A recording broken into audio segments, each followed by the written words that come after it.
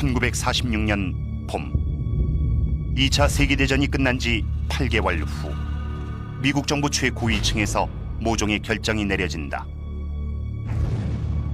일본의 첨단 무기 시스템 하나를 소련의 손에 들어가기 전에 바다 밑으로 수장시키자는 것이었다.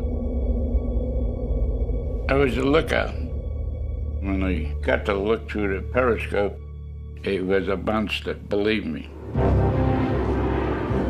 전쟁이 한창이던 당시 미국의 과학자들이 원자력의 비밀을 밝히기 위해 노력하는 동안 탄도미사일 개발에 성공한 나치는 수백 킬로미터 떨어진 도시들을 폭격했다. 일본 역시 미국 본토를 공격해 항복을 받아낼 작정으로 비밀병기를 제작한다. 수십 년이 흐른 지금 몇몇 전문가들이 모여 미국이 그토록 숨기려 했던 비밀의 실체를 파헤친다. That here we have each of the participants in this war developing what we would now call weapons of mass destruction.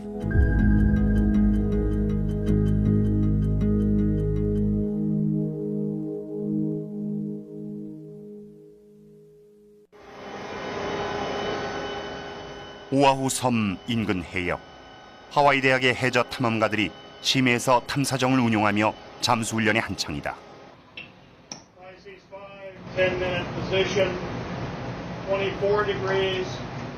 그들은 수심 800m 지점에서 소문만 무성한 채 모습을 드러낸 적이 없던 2차 대전의 잔해를 찾아낸다. 워낙 보안이 철저했던 탓에 미국인들은 전쟁이 끝나고 나서야 그 존재를 알게 된다. 일본의 이른바 I-400 프로젝트의 비밀을 풀기 위해 전문가 3명이 나섰다. It can go around Cape Horn, it can go around the Cape of Good Hope. 37,000 That's right. This gave you enormous strategic options. You could basically attack anywhere in the world. This was a global weapon system.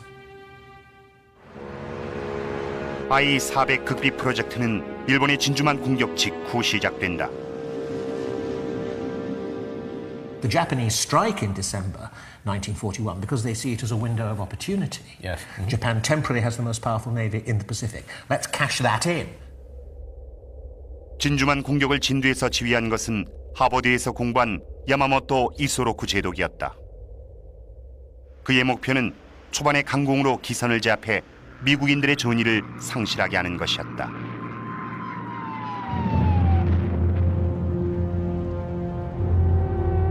진주만 기습으로 일본은 전함 5척을 침몰시키고 구축함 3척과 기타 소형 선박에 심각한 타격을 입혔다.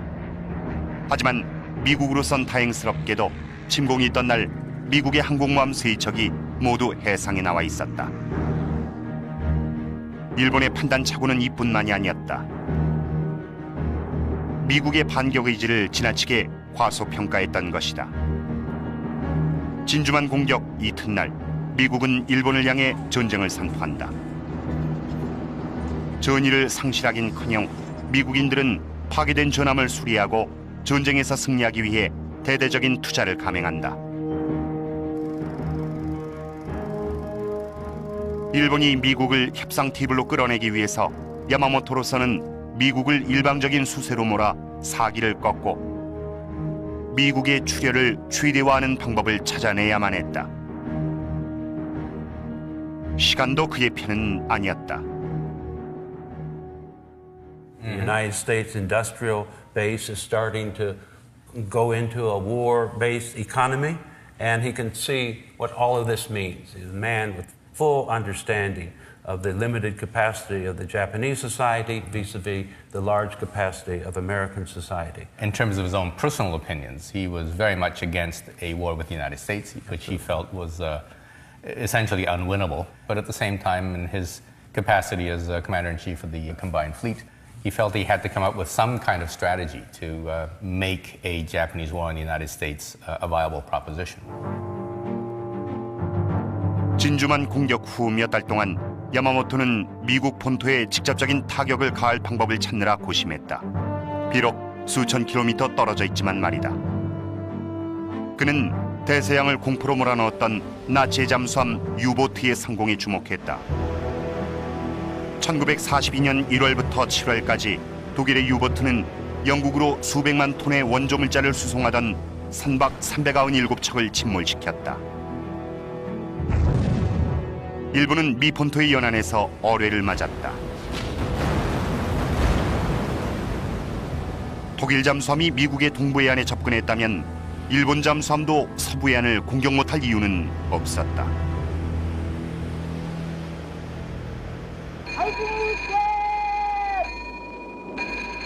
이 이론을 시험하기 위해 야마모토는 미 서부 연안에서 1년의 작전을 감행한다.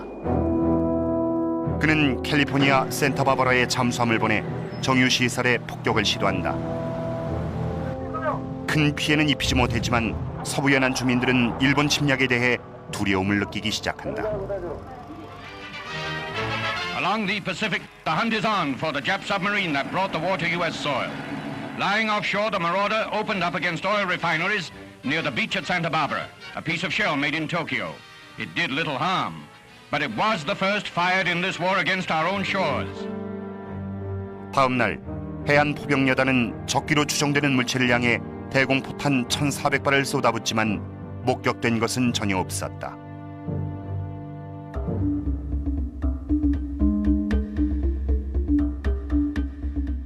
이 같은 과잉 반응을 지켜본 야마모토는 미 본토에 대한 일련의 기습을 통해 심각한 타격을 입히면 미국 내에 반전 분위기가 조성될 것이라 믿었다. 하지만 이 같은 계획을 실행에 옮기려면 조그만 잠수함 한 척보다 훨씬 막강한 화력이 필요했다. 폭격기 편대를 실은 항공모함이 이상적이었지만 경계 수준을 잔뜩 강화한 미국의 서부해안으로 침투하기란 거의 불가능했다. 하지만 야마모토에게는 교전의 규칙을 고쳤을 아이디어가 있었다. 그는 항공모함의 막강한 화력과 잠수함의 은밀함을 효과적으로 결합시켜 전세를 역전시킬 만한 초강력 무기를 만들어내게 된다.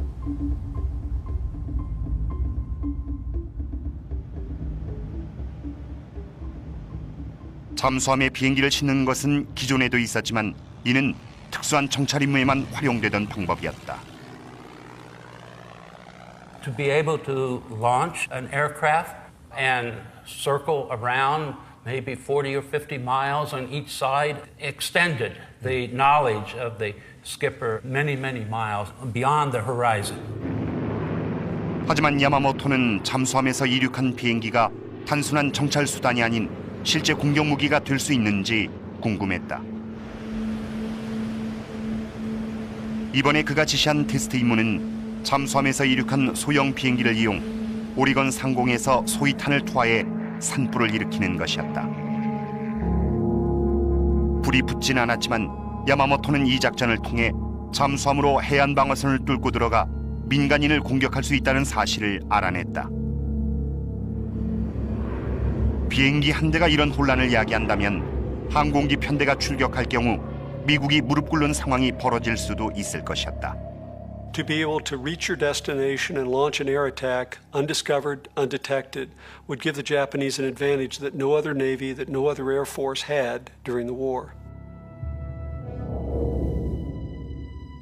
야마모토는 엔지니어들에게 적의 탐지망을 피해 태평양을 건널 수 있는 수중 항모 전단의 제작을 제시한다. 이곳에서 그들은 첨단 폭격기 대들을 출격시켜 서부해안의 도시를 공격한 후 독일의 유보트처럼 유유히 자취를 감출 것이다. 하지만 야마모토가 꿈꾼 슈퍼 잠수함은 그 이상의 기능을 수행한다. 그는 이 신무기로 맨해튼과 워싱턴을 공격해 미국 전체를 공포와 혼란으로 몰아넣고자 했다.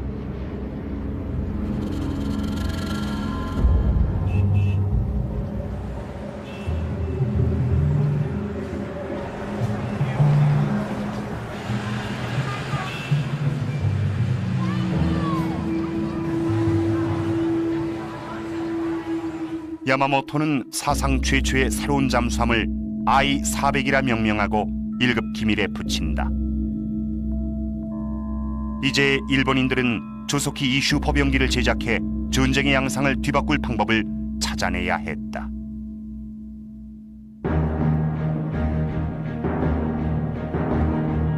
일본이 마스터 플랜을 구상하는 동안 미국 역시 자신들의 기밀무기 개발에 박차를 있었다. 이른바 맨해튼 프로젝트란 암호명의 원자폭탄이었다. 개발 책임자는 캘리포니아 대학의 물리학 교수 로버트 오펜하이머였다. 오펜하이머는 최고의 엔지니어와 물리학자들을 모아 원자를 분리해 진정한 의미의 대량 살상 무기를 만들어내는 벅찬 과업에 도전하고 있었다.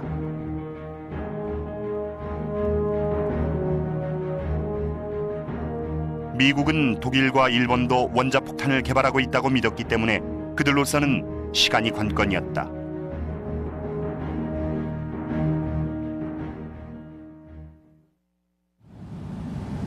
당시의 잠수함은 대부분 시가처럼 생긴 100m 정도의 원통형 선체였다. 일반 잠수함의 갑판이 경납과 비행기 소속대 무게를 견딜 수 있을지는 그 누구도 장담할 수 없었다.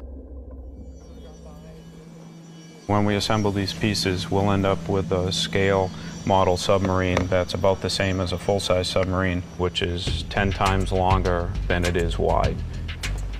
로드아일랜드 대학 해양공학부의 헤럴드 빈센트 박사가 잠수함 축소 모형에 경납고를 부착해 그 결과를 보여준다. This tube represents the watertight hangar, the 3 aircraft, and the bombs that the aircraft carried.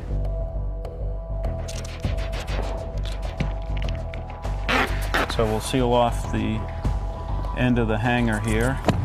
So let's see what happens when we put it in. Okay. Oh, geez. So that tilts right over with that on top. Capsizes right over and sinks. So therefore, they had to come up with some other method to be able to put a heavy hangar with all that aircraft up high out of the water. 일본의 과학자들은 잠수함의 민감한 균형을 무너뜨리지 않으면서 비행기를 적재할 방법을 찾아야만 했다. You're going to need a very large hangar beginning there, moving past the superstructure and ending up about there. What do you do with the navigational area here? You have to move it to the side of the ship and on top as well. So that's a lot bigger. These contain very large aircraft. That's not long enough. So you need a much, much longer flying off deck.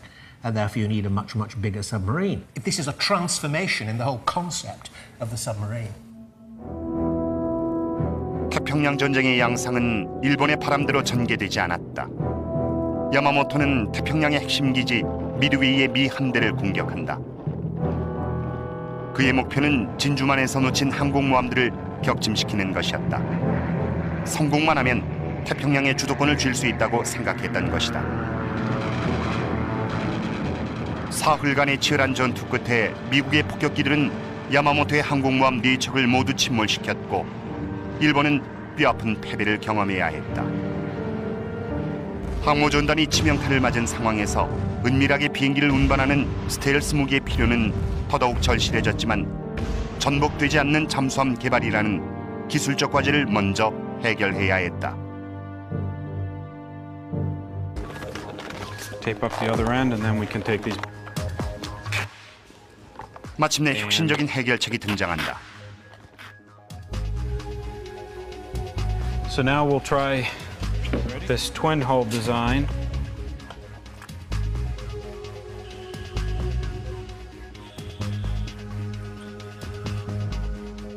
Now it's pretty stable. All right, so it rights itself now instead of just tipping right over. 이연발 엽총처럼 나란히 연결한 두 개의 실린더. 가장 큰 문제가 해결되자 일본은 마침내 바다로 내보낼 괴물 같은 무기 제작에 돌입한다. 이 거대한 잠수 항모의 제작은 1943년 1월에 시작된다. 이제 야마모토의 도전은 이 새로운 슈퍼 무기를 최대한 효과적으로 이용하는 것이었다.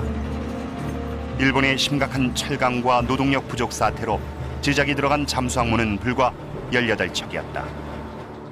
각각의 잠수 항모가 폭탄 한 기를 탑재한 폭격기 소속대를 운반하면 1회 출항에 도합 54기. 결코 충분한 화력이라고 말할 수는 없다.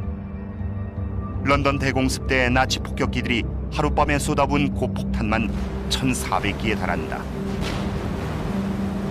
대공습은 57일 동안 계속됐지만 영국은 여전히 항복하지 않았다. 야마모토 제독은 54기의 폭탄으론 미국 국민의 사기를 꺾을 정도의 피해를 입히지 못한다는 사실을 깨닫고 다른 가능성을 모색하기 시작한다.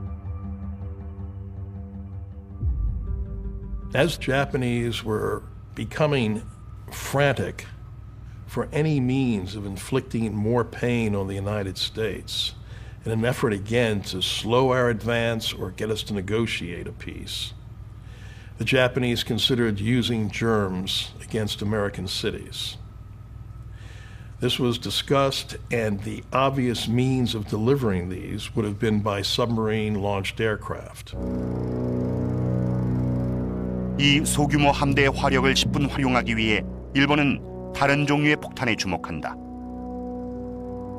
한 번의 공습으로도 수천 명을 살상해 미국의 항복을 얻어낼 수 있는 폭탄이었다. The Japanese army was doing a lot of work on this in Manchuria, in pretty awful circumstances actually, and certainly the Japanese Navy seems to have been interested in the use of anthrax in bombs. And the most radical elements within the Army or the Navy would advocate such I would say, insane plan. 일본은 이미 생물학 병기를 사용할 만한 의지와 능력이 있었다. 이시시로 사령관이 이끌던 일본 731 부대는 1930년대부터 중국 민간인을 상대로 비밀리에 생체 실험을 하던 생화학전 부대였다.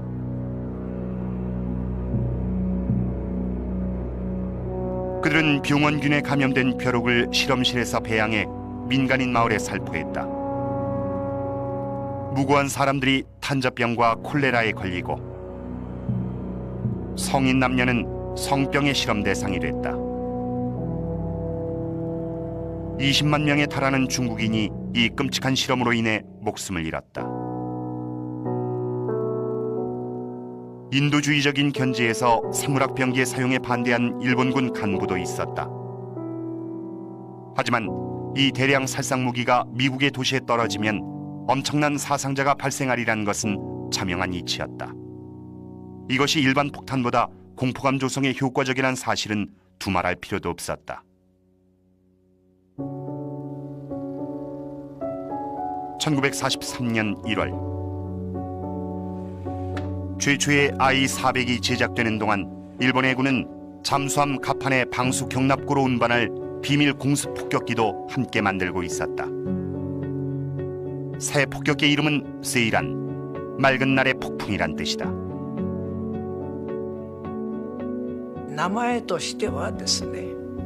Like the name indicates, the plane would appear suddenly like a mist, carried by a submarine that would surface once it comes near a target, and moving like a ninja. That is how it came to be named Seiran. This is a very poetic name. 아사무라 아츠시 중위는 세이란 부대에서 유일하게 생존한 조종사다. 그는 매년 올리는 신도제에서 먼저 떠난 전우들의 넋을 추모한다. 1급 기밀 프로젝트에 참여했던 그의 회고를 들어보자. We were very surprised when we saw the Seiran for the first time. This really is a plane that can be loaded onto a submarine, I thought. I believe not too many people knew about Seiran, even in the Japanese Navy. The many tests and repeated experiments were done in top secret. 이렇게 태어난 세이라는 일본 군용기사의 한 획을 긋는 사건이었다. 800kg의 폭탄, 1,400마력의 엔진으로 최고 시속이 무려 500km에 달했다. 하지만 일본의 비행기 제작자들은 또 다른 도전에 직면하게 된다. I-400이 당대 잠수함 중 가장 폭이 넓은 건 사실이었지만 갑판에 올라간 경납고의 직경이 3.5m에 불과했던 것이다. Here is the hangar on the I-400. into which this aircraft has to fit. And here we have a head-on view In the of same the scale, Seiran same in the same scale. Oh dear. You know, the fuselage will fit in there, but gosh, you've got the wings, you've got the tailplanes, and it doesn't fit. Exactly. 이를 해결하기 위해 일본은 미 함대에서 가장 강력한 항공모함 전투기 그루먼 헬캣과 같은 날개를 구한한다. 갑판 아래로 들어가는 헬캣은 비행기의 크기를 최소화하기 위해 날개를 90도 돌려 동체 방향으로 접는 방식을 택했다. 세일한 제작자들은 이 아이디어를 한 단계 더 발전시킨다. 꼬리의 수직 날개와 수평 날개까지 접어 높이를 줄이는 것이다. When we do all of that, It fits. it fits very neatly. Very neatly. 하지만 그들이 해결해야 할 문제가 한 가지 더 남아 있었다. 잠수항모가 목표 지점에 도착한 후 세이란이 이륙하는 데 각각 20분이란 시간이 소요됐던 것이다. 잠수항모가 물속에 있을 때 시동을 걸면 치명적인 일산화탄소가 발생해 승무원의 안전을 위협하게 된다. 하지만 수면 위에서 엔진을 가동할 경우 적의 레이더에 포착될 우려가 있다. 이 문제를 해결하지 못하면 이 잠수항모는 수중에서 무용지물이 되고 만다. 크레이그 맥버니는 코네티컷의 조그만 비행장에서 2차 대전 당시의 고성능 전투기 엔진을 연구하고 있다. 그의 연구 대상은 미국의 항공모함 전투기 콜세어에 장착했던 28기통 엔진으로 세이란의 엔진보다 크지만 같은 문제를 가지고 있다. Okay, we got a clear prop. Clear prop. Okay, it's off the starter. Off the starter. 시동 자체가 걸리지 않는 경우도 있다. Right about now is when we start using bad language. 다행히 시동이 걸린다고 해도 엔진을 충분히 데우는데 20분이나 소요된다. I-400의 승무원들에게 이 같은 시간 지연은 재난으로 연결될 수 있다. You can see how thick the oil is because it hasn't been heated up. And you know how critical the tolerances are inside the aircraft engine, how tight they are and how small the passages are. Wow. So it would really make a significant difference trying to pump that heavy, thick oil through an aircraft engine. 문제는 차가운 엔진 오일의 점도. 하지만 오일을 미리 데운다면 어떨까? It's the same oil that's just been heated up with the preheater. Wow, look at that. Like pouring water. What a difference. 일본 해군의 엔지니어들은 슬기로운 해결책을 내놓는다. 별도의 탱크에서 엔진 오일을 미리 데우는 것이다. 실린더와 밸브에 주입할 따뜻한 기름을 항상 대기시키는 방법인데 맥버니도 자신의 콜세어 엔진에 같은 기술을 이용한다. Inside this container, we have the main engine oil tank here for feeding the engine oil. Then we've also installed our own pre-oil tank with a heater on it. Clear prop. Clear prop. Okay, go ahead and engage the starter.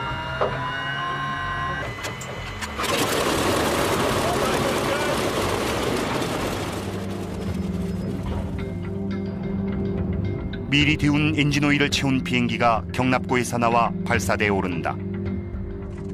엔진에 시동이 걸리면 앞뒤의 날개를 펼쳐 제 위치에 고정시킨다. 플로트까지 장착되면 이륙 준비가 끝난 셈이다. We would train very hard, trying to shorten the time it takes for the launch, even by a second. The first plane launches, then the second, and then the third. The goal is to launch all three planes as fast as we can. 하지만 사소한 문제가 하나 남아 있었는데 I-400이 비행기가 착륙할 만큼 길지 않았던 탓에 임무를 마치고 복귀하는 세이라는 일단 바다에 착륙한 후 수압 기중기의 힘을 빌려 갑판에 올라와야 했다. 공학적인 문제가 해결되자 I-400 프로젝트의 미래는 밝아 보였다. 하지만 1943년 4월 일본 해군은 뼈아픈 손실을 입게 된다. 미국이 야마모토 제독의 암살을 계획했던 것이다. 그를 태운 비행기가 솔로몬 제도 상공에서 격추된다. 졸지에 조타수를 잃은 I-400 프로젝트는 지지부진의 운명을 피할 수 없었다. 머지않아 슈퍼 잠수함 제작은 18척에서 9척으로 반감된다. 야마모토의 혁신적인 병기가 세상의 모습을 드러낸 건 그가 죽은 지 1년 6개월이 지난 후였다. 1944년 12월 마침내 최초의 I-400이 완성된다. 그리고 몇 개월 후 두 번째 잠수 항모가 출항을 준비한다. 이 슈퍼 잠수함은 길이 31m의 경납고에 급강하 폭격 비행정 수억 대를 실을 수 있다. 압축공기 사출기는 요동치는 바다에서도 비행기를 상공으로 쏘아 올린다.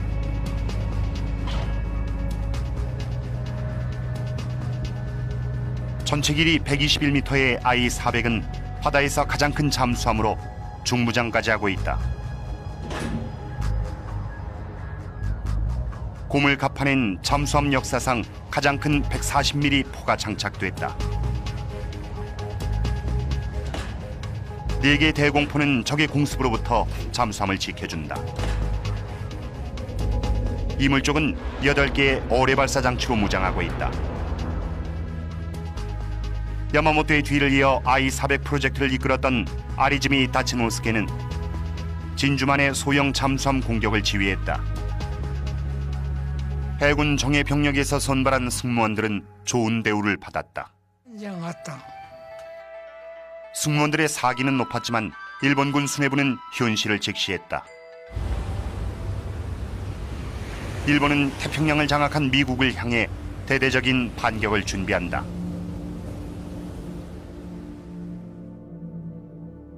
(1945년 3월) 오자와 지사부로 중장은 세이란을 이용해 미국 서부해안에 생물학 공격을 감행할 계획을 세운다.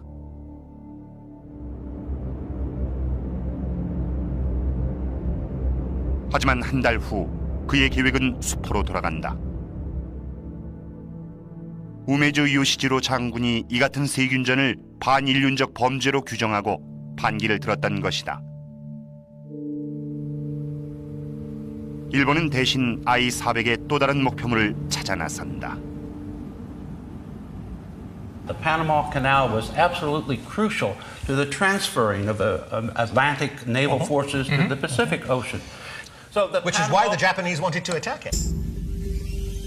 일본이 운하를 파괴하면 몇 달 동안 뱃길이 끊겨 연합군은 혼고를 우회하는 훨씬 먼 항로를 선택할 수밖에 없게 된다.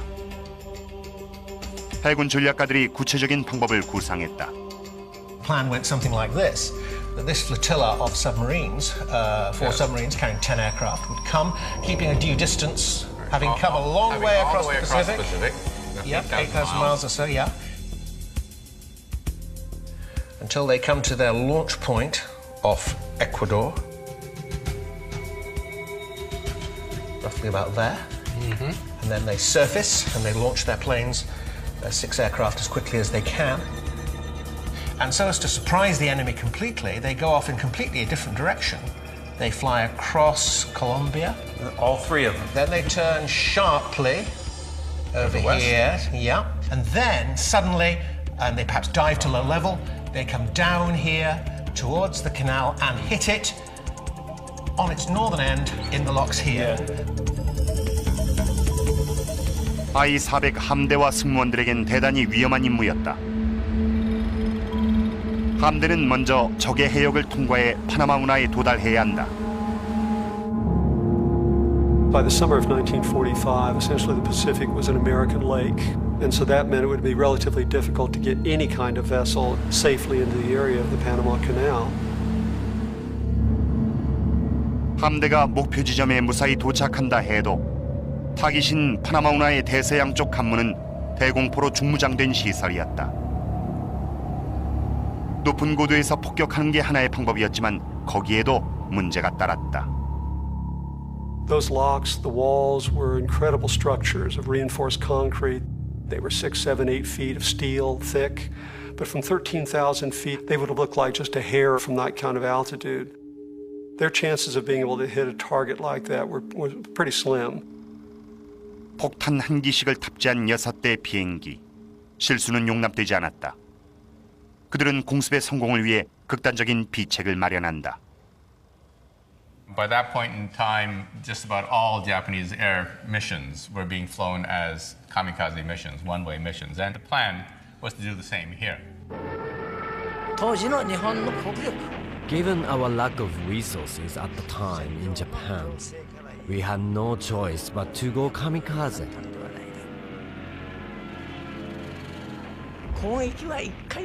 I know it is controversial. Some people are against it. But I think we had no choice at the time. We knew we probably couldn't hit the target, even with multiple bombs. So going kamikaze was our only chance.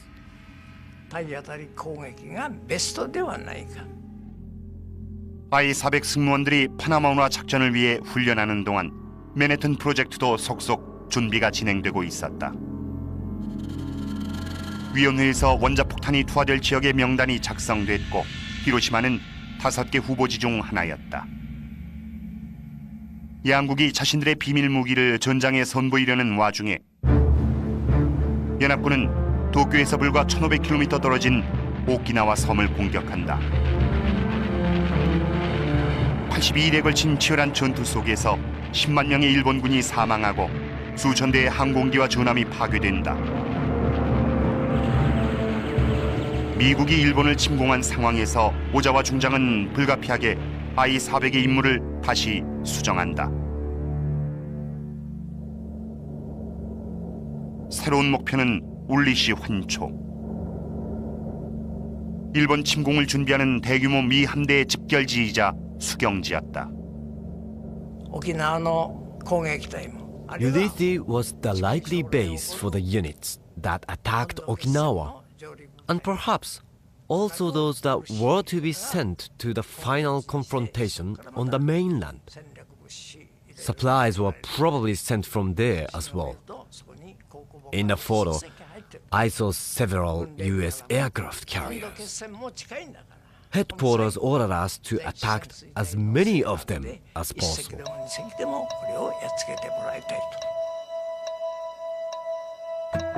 두 척의 슈퍼 잠수함 I-400과 그 후속 모델 I-401 그리고 소형 잠수함 두 척이 따로 일본을 출발해 미리 약속된 장소에서 집결한다. 그리고 동이 트기 전 6대의 세일란이 가미가제 공격을 위해 이륙한다. 성공 확률을 높이기 위해 아리즈미는 일반적인 국제 교전 수칙까지 위반하며 승무원들에게 폭격기를 미군기로 위장하도록 지시한다. Pilots themselves objected to having the planes painted in American colors. They felt it was dishonorable. And they were ready to die. They knew they weren't coming back. 하지만 이 작전엔 많은 난관이 있었다. 물리시로 가는 도중 소형 잠수함 한 척이 미 전함의 공격으로 격침되고 탑승했던 140명 전원이 목숨을 잃고 마는데 이것은 함대 운명을 알리는 전조였다. 아리즈미는 적과의 조우를 피하기 위해 접선 지점을 변경하여 우회로를 선택한다. 하지만 이 메시지가 전달되지 않아 함대는 접선에 실패하고 만다. I-400과 I-401이 기획을 수정하느라 허둥대는 사이 라디오에서 충격적인 소식이 들려왔다.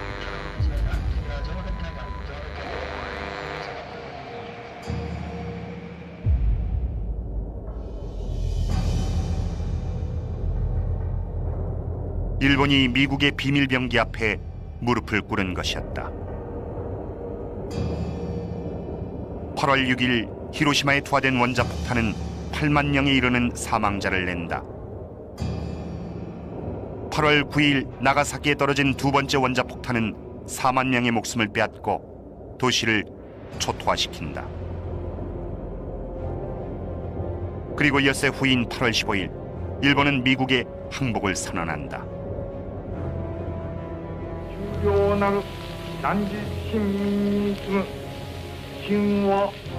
히로히토 천황은 대국민 라디오 연설에서 견딜 수 없으나 견디고 참을 수 없으나 참으란 말을 전한다. The next day on the 16th, we received a telegram ordering us to cease fire. Receiving this unthinkable telegram, we gradually grasped the reality. From then on, the real drama began on board. There was no concept of surrender and remaining alive in the Japanese Imperial Navy at the time. I-400과 I-401의 두 함장은 항로를 돌려 급히 일본으로 귀환할 것을 결정한다. 그 누구도 이 소중한 함선을 포기하거나 적 해역에서 포로가 되는 수모를 당하고 싶지 않았던 것이다. 비밀을 숨기기 위해 아리즈미는 I-400 승무원들에게 미군기로 위장한 세일란을 바다에 버리라고 지시한다. 일본 잠수항모는 미 함대 적수가 되지 못했다. 8월 28일 미 구축함 두 척이 일본에서 300km 떨어진 해역에서 I-400을 발견한다. 잠시 도주하는 듯 하던 잠수항모는 이내 순순히 항복하고 만다. 해리 아비스는 I-400의 최초로 승선한 미국인 중 한 명이다. As we approached the submarine and saw what it was, I thought to myself, man, that's the biggest thing I ever seen. 그리고 8월 29일 미 세군도호의 레이더에 I-401이 포착된다. 카를로 칼루치는 이 미국 잠수함의 조타수였다. It had to be 3 or 4 o'clock in the morning, before daybreak. That was when they picked it up on the radar. They didn't know what it was until they got fairly close. 야타 치기오는 이 일본 슈퍼 잠수함의 젊은 선원이었다. We didn't want to give up this magnificent ship to the US. We thought it's a shame for it to be captured. 전쟁은 끝났지만 미국은 일본군의 반응을 예측할 수 없었다. Things were hot and cold. You never know. Yes or no. Were they going to shoot, not shoot? We were heading back to Japan. But we talked about how to prevent the Americans from taking the sub. So we talked about sinking it near the coast. 하지만 그들이 계획을 실행에 옮기기 전에 잠수항모 엔진이 고장나고 만다.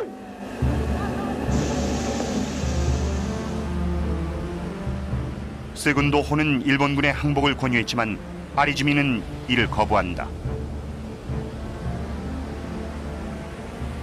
세군도호의 화기가 I-401을 조준한 채 몇 시간 동안 긴장감이 흘렀다.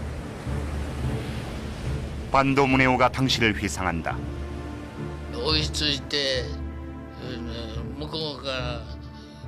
They pointed their cannons at us and ordered us to have one officer sent to their ship.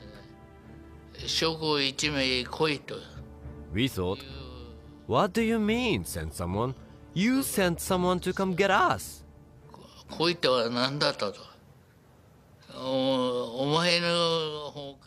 We insisted on displaying our pride and dealing with them man to man.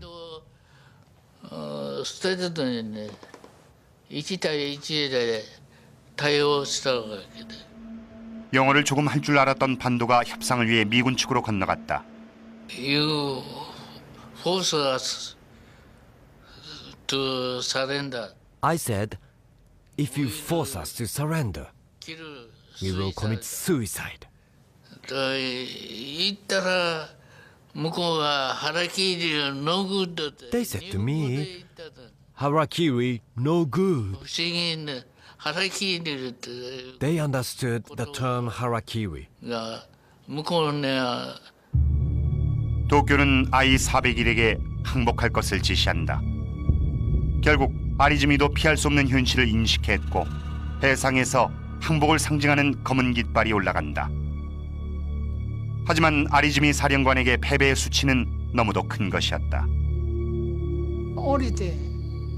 I went to get a cup of coffee and had just sat down. I heard a loud bang. That was the suicide. The captain and I rushed inside, and we saw he'd taken his own life. I heard the captain say, he finally did it.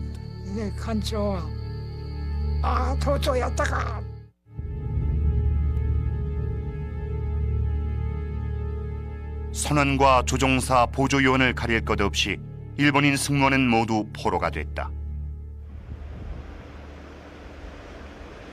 I-401을 접수한 미 잠수함 승무원들은 이 배가 아주 특별하다는 사실을 이내 알아차릴 수 있었다.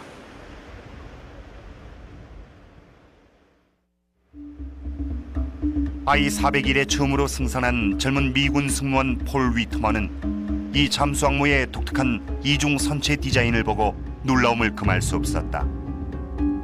Lo and behold, we get to the engine room and there's a doorway to the neighbor's room next door. What the heck's going on here? We take a peek in there. There's another set of engines in there. The port and starboard engine rooms. We find out that there were two hulls bolted together, with two submarines alongside each other. 불과 6명의 미군이 일본군 승무원 전체를 통제하는 상황이 연출됐다. I had a 45. We all had 45s. And I had an extra clip of bullets in my jacket pocket. If I had to use it, I would have used it. Oh, it was very tense. No one trusted anybody. We didn't know what to expect. We could have been overtaken, lickety-split, because we were way outnumbered. And if they decided to dive the boat, we couldn't have got out. 미군은 자신들도 잠수 항모와 함께 수장되는 사태를 막기 위해 해치를 체인으로 고정했다. 시간이 흐르면서 적과의 동거에서 오는 긴장감은 차츰 누그러졌다. 잠수함모를 무사히 도쿄로 복귀시켜야 하는 공통의 목표도 있었다. In the engine room, we had to learn how to communicate with the Japanese. You know, they had to teach us, and we had to teach them. We needed to know some of the words to describe an engine, basic, elementary, grade school type communication.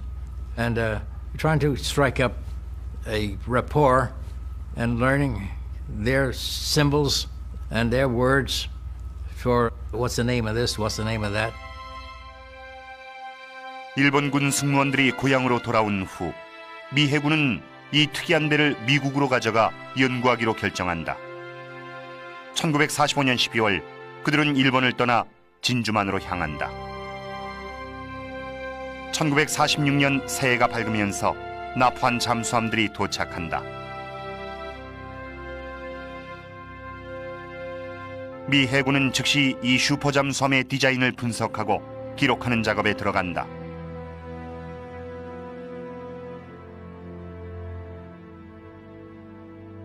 하지만 1946년 봄 새로운 현실이 대두되면서 I-400은 또다시 비밀에 휩싸인다. 이번엔 미국이 소련에게 그것을 감추고 있었다. Large aircraft carrying submarines intended for strategic attack on their enemies are exactly the things you don't want the Russians to have. And this is now the Cold War. That's right. Beginning, yes. The beginning of the Cold War. Take her down before we're spotted. 러시아가 잠수함모의 자체 조사단을 파견하기 전 미 해군은 성급한 결정을 내린다.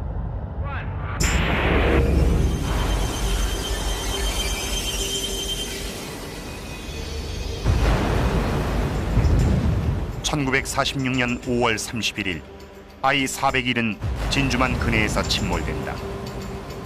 이틀 후 I-400도 그 뒤를 이어 바닷속으로 가라앉고 이와 함께 일본의 2차 대전 공학의 비밀도 사라지고 만다.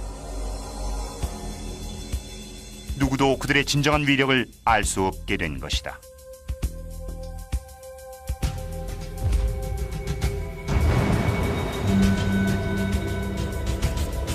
If the question is, would the I-400 operation decisively change the course of the Second World War?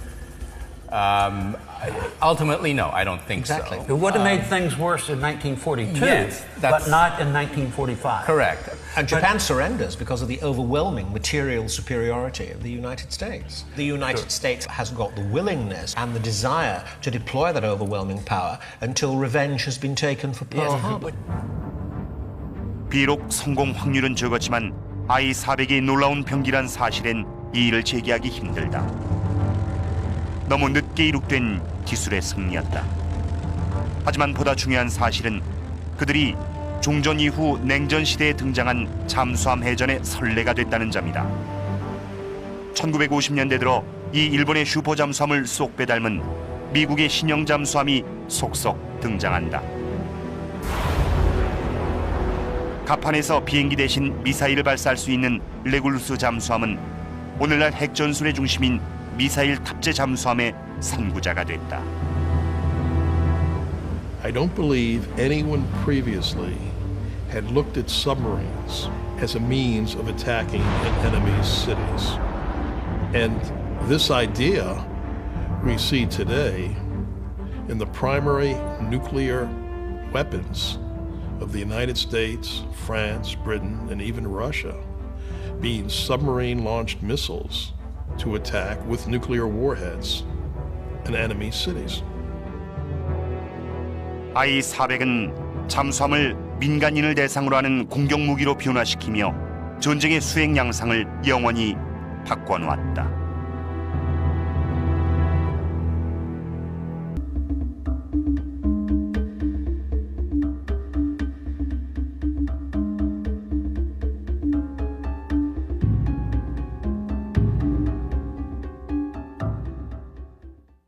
다음 날 해안 포병여단은 적기로 추정되는 물체를 향해 대공포탄 1,400발을 쏟아붓지만 목격된 것은 전혀 없었다.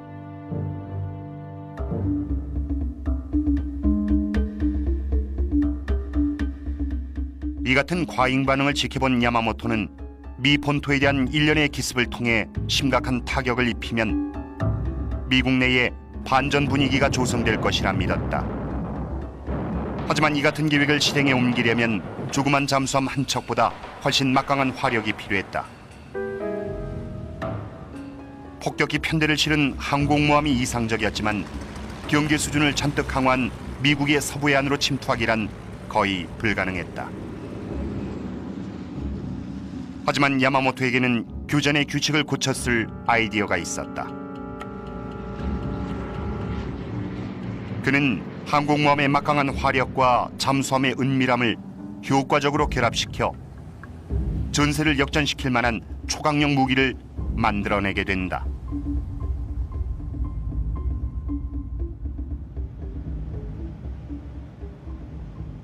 잠수함에 비행기를 싣는 것은 기존에도 있었지만 이는 특수한 정찰 임무에만 활용되던 방법이었다. To be able to launch an aircraft and circle around maybe 40 or 50 miles on each side extended the knowledge of the skipper many, many miles beyond the horizon. 하지만 야마모토는 잠수함에서 이륙한 비행기가 단순한 정찰 수단이 아닌 실제 공격 무기가 될 수 있는지 궁금했다. 이번에 그가 지시한 테스트 임무는 잠수함에서 이륙한 소형 비행기를 이용 오리건 상공에서 소위탄을 투하해 산불을 일으키는 것이었다. 불이 붙진 않았지만 야마모토는 이 작전을 통해 잠수함으로 해안 방어선을 뚫고 들어가 민간인을 공격할 수 있다는 사실을 알아냈다. 비행기 한 대가 이런 혼란을 야기한다면 항공기 편대가 출격할 경우 미국이 무릎 꿇는 상황이 벌어질 수도 있을 것이었다. To be able to reach your destination and launch an air attack undiscovered, undetected, would give the Japanese an advantage that no other navy, that no other air force had during the war. 야마모토는 엔지니어들에게 적의 탐지망을 피해 태평양을 건널 수 있는 수중 항모 전단의 제작을 제시한다. 이곳에서 그들은 첨단 폭격기 대들을 출격시켜 서부 해안의 도시를 공격한 후 독일의 유보트처럼 유유히 자취를 감출 것이다. 하지만 야마모토가 꿈꾼 슈퍼 잠수함은 그 이상의 기능을 수행한다. 그는 이 신무기로 맨해튼과 워싱턴을 공격해 미국 전체를 공포와 혼란으로 몰아넣고자 했다.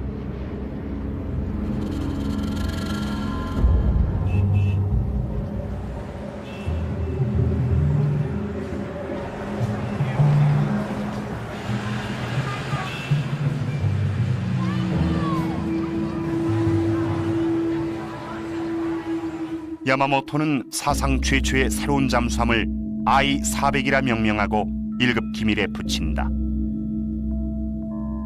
이제 일본인들은 조속히 이 슈퍼병기를 제작해 전쟁의 양상을 뒤바꿀 방법을 찾아내야 했다.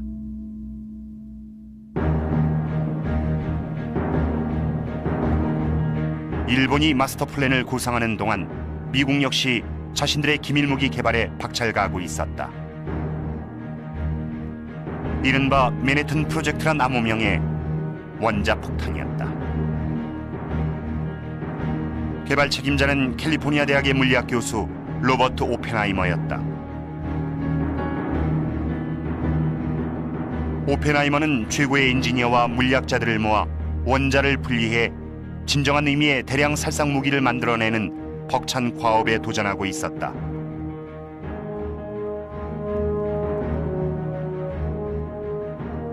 미국은 독일과 일본도 원자폭탄을 개발하고 있다고 믿었기 때문에 그들로서는 시간이 관건이었다.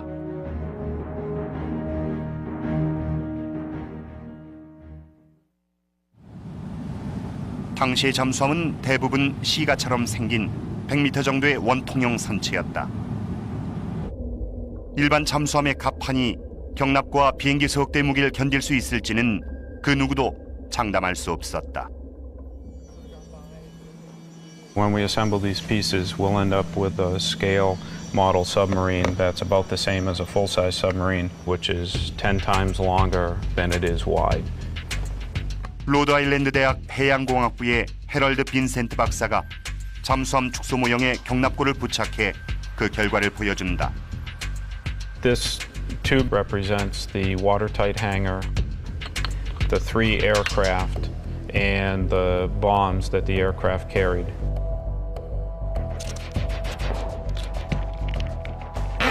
So we'll seal off the end of the hangar here. So let's see what happens when we put it in. Okay. Oh, geez. So that tilts right over with that on top. Capsizes right over and sinks. So therefore, they had to come up with some other method to be able to put a heavy hangar with all that aircraft up high out of the water. 일본의 과학자들은 잠수함의 민감한 균형을 무너뜨리지 않으면서 비행기를 적재할 방법을 찾아야만 했다. You're going to need a very large hangar beginning there, moving past the superstructure, and ending up about there. What do you do with the navigational area here? You have to move it to the side of the ship and on top as well. So that's a lot bigger. These contain very large aircraft. That's not long enough. So you need a much, much longer flying off deck. And therefore you need a much, much bigger submarine. This is a transformation in the whole concept of the submarine. 태평양 전쟁의 양상은 일본의 바람대로 전개되지 않았다. 야마모토는 태평양의 핵심 기지 미드웨이의 미 함대를 공격한다. 그의 목표는 진주만에서 놓친 항공모함들을 격침시키는 것이었다. 성공만 하면 태평양의 주도권을 쥘 수 있다고 생각했던 것이다. 사흘간의 치열한 전투 끝에 미국의 폭격기들은 야마모토의 항공모함 4척을 모두 침몰시켰고 일본은 뼈아픈 패배를 경험해야 했다. 항모전단이 치명타를 맞은 상황에서 은밀하게 비행기를 운반하는 스텔스 무기의 필요는 더더욱 절실해졌지만 전복되지 않는 잠수함 개발이라는 기술적 과제를 먼저 해결해야 했다. Tape up the other end and then we can take these. 마침내 혁신적인 해결책이 등장한다. So now we'll try this twin hull design.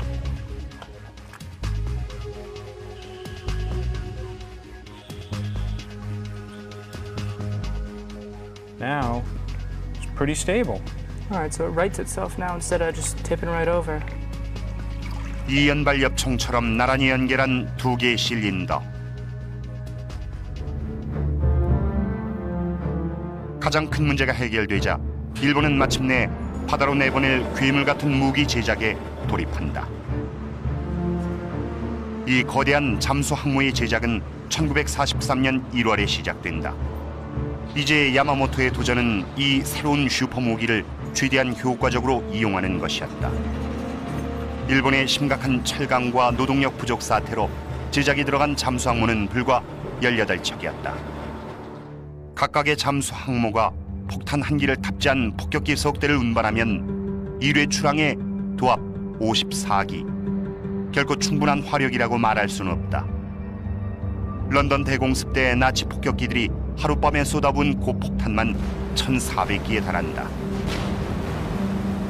대공습은 57일 동안 계속됐지만 영국은 여전히 항복하지 않았다. 야마모토 제독은 54기의 폭탄으론 미국 국민의 사기를 꺾을 정도의 피해를 입히지 못한다는 사실을 깨닫고 다른 가능성을 모색하기 시작한다. As Japanese were becoming 다행스럽게도 침공이 있던 날 미국의 항공모함 3척이 모두 해상에 나와 있었다. 일본의 판단착오는 이뿐만이 아니었다. 미국의 반격 의지를 지나치게 과소평가했던 것이다. 진주만 공격 이튿날 미국은 일본을 향해 전쟁을 선포한다. 전의를 상실하긴커녕 미국인들은 파괴된 전함을 수리하고 전쟁에서 승리하기 위해 대대적인 투자를 감행한다. 일본이 미국을 협상 테이블로 끌어내기 위해서 야마모토로서는 미국을 일방적인 수세로 몰아 사기를 꺾고 미국의 출혈을 최대화하는 방법을 찾아내야만 했다. 시간도 그의 편은 아니었다. The United States industrial base is starting to go into a war-based economy, and he can see what all of this means. He's a man with full understanding of the limited capacity of the Japanese society vis-a-vis the large capacity of American society. In terms of his own personal opinions, he was very much against a war with the United States, which he felt was essentially unwinnable. But at the same time, in his capacity as Commander-in-Chief of the Combined Fleet, he felt he had to come up with some kind of strategy to make a Japanese war in the United States a viable proposition. 진주만 공격 후 몇 달 동안 야마모토는 미국 본토에 직접적인 타격을 가할 방법을 찾느라 고심했다. 비록 수천 킬로미터 떨어져 있지만 말이다. 그는 대서양을 공포로 몰아넣었던 나치의 잠수함 유보트의 성공에 주목했다. 1942년 1월부터 7월까지 독일의 유보트는 영국으로 수백만 톤의 원조 물자를 수송하던 선박 397척을 침몰시켰다. 일본은 미 본토의 연안에서 어뢰를 맞았다. 독일 잠수함이 미국의 동부 해안에 접근했다면 일본 잠수함도 서부 해안을 공격 못할 이유는 없었다.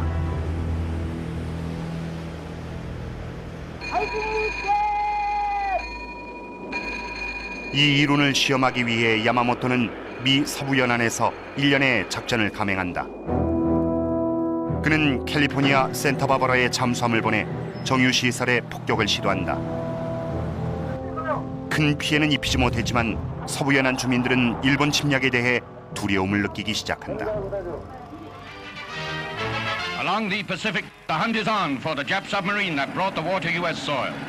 Lying offshore, the Marauder opened up against oil refineries near the beach at Santa Barbara, a piece of shell made in Tokyo. It did little harm, but it was the first fired in this war against our own shores.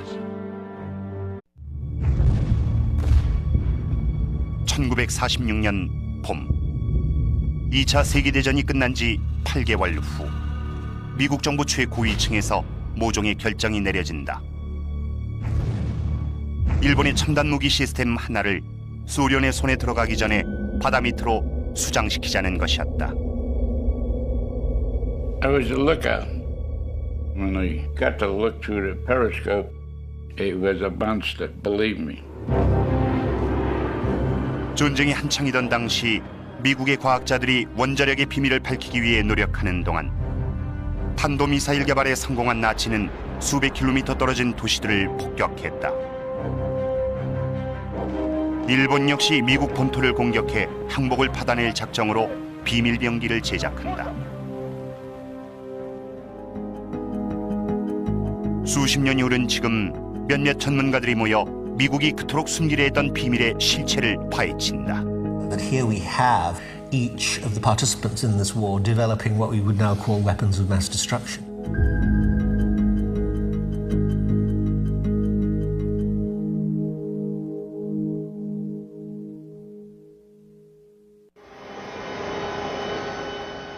오아후 섬 인근 해역, 하와이 대학의 해저 탐험가들이 심해에서 탐사정을 운용하며 잠수훈련의 한창이다. 10-minute position, 24 degrees. 그들은 수심 800m 지점에서 소문만 무성한 채 모습을 드러낸 적이 없던 2차 대전의 잔해를 찾아낸다. 워낙 보안이 철저했던 탓에 미국인들은 전쟁이 끝나고 나서야 그 존재를 알게 된다. 일본의 이른바 I-400 프로젝트의 비밀을 풀기 위해 전문가 3명이 나섰다. It can go around Cape Horn, it can go around the Cape of Good Hope. 37,000 That's right. This gave you enormous strategic options. You could basically attack anywhere in the world. This was a global weapon system. I-400 극비 프로젝트는 일본의 진주만 공격 직후 시작된다. The Japanese strike in December 1941 because they see it as a window of opportunity. Yes. Japan temporarily has the most powerful navy in the Pacific. Let's cash that in. 진주만 공격을 진두에서 지휘한 것은 하버드에서 공부한 야마모토 이소로쿠 제독이었다. 그의 목표는 초반에 강공으로 기선을 제압해 미국인들의 전의를 상실하게 하는 것이었다.